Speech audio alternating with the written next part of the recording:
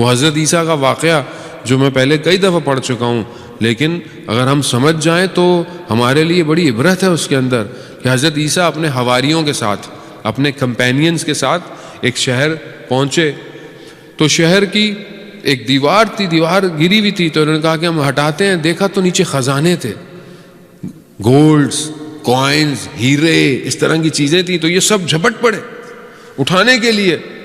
سوچے کون تھے؟ حضرت عیسیٰ کے کمپینین تھے، مگر اٹھانے کے لیے. تو حضرت عیسیٰ کو نظر لگا یہ کیا کر رہے ہو؟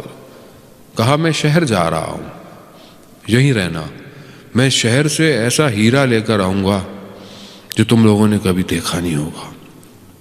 گئے حضرت عیسیٰ شہر میں، دیکھے تو ایک چھوٹے سے علاقے میں ایک چھوٹا سا گھر، وہاں گئے. ان کو نہیں پتا یہ نبی ہے خدا کا. ان کا میں مہمان بن سکتا ہوں؟ ہاں آ جائیے. آ گئے تو بوڑھی سی عورت تھی. کہا میرا بیٹا ابھی باہر گیا ہوا ہے کام کرنے، واپس آئے گا تو آپ کی خدمت. جب وہ آیا تو حضرت عیسیٰ نے دیکھا کہ وہ جوان، اچھا جوان ہے، لیکن اس کو کوئی پریشانی ہے. تو حضرت عیسیٰ نے اس سے پوچھا کہ کیا پرابلم ہے؟ تو اس نے نہیں بتایا.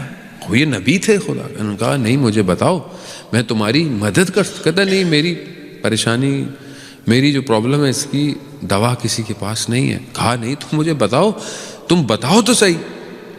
خیر اس نے بتایا کہ وہ کام کرتا تھا، یہ مزدور تھا، پتھر اٹھانا اور اس طرح کے کام. تو کہتا ہے میں کام کر رہا تھا تو ایک کاروان گزر رہا تھا.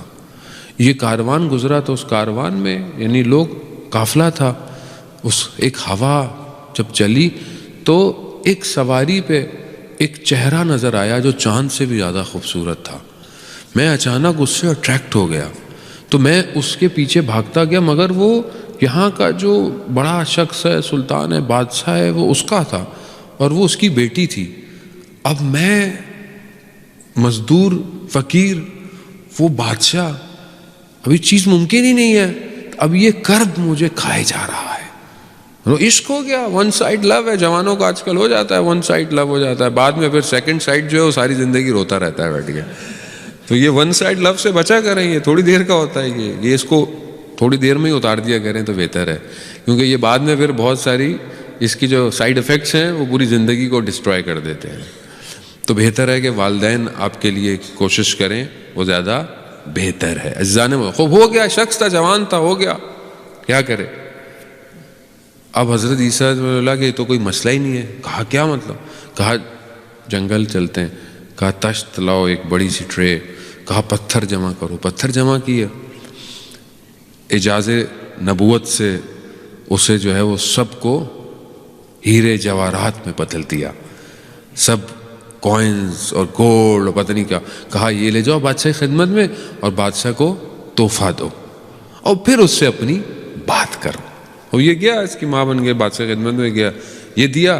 تو بادشاہ سے کہا کہ ہم چاہتے ہیں کہ آپ کی بیٹی کا رشتہ اس سے کر لیں. تو اس نے بولا میں کر لوں گا.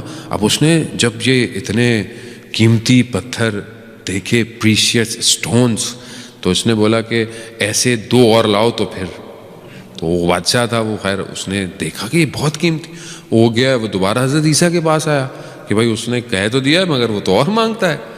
تو کہا کوئی مسئلہ ہی نہیں ہے، نبی کے لیے کیا مسئلہ تھا. نبی نے دوبارہ دے دیا، بنا کے لے. شادی ہو گئی، شادی ہو گئی.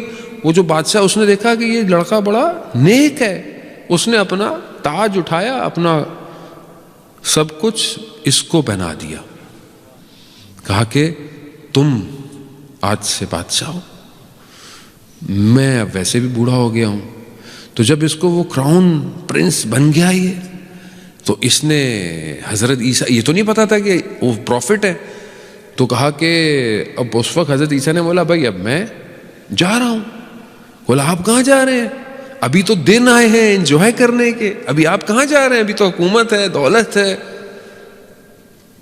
کہہ رہے نہیں میرا دل کہیں اور ہے.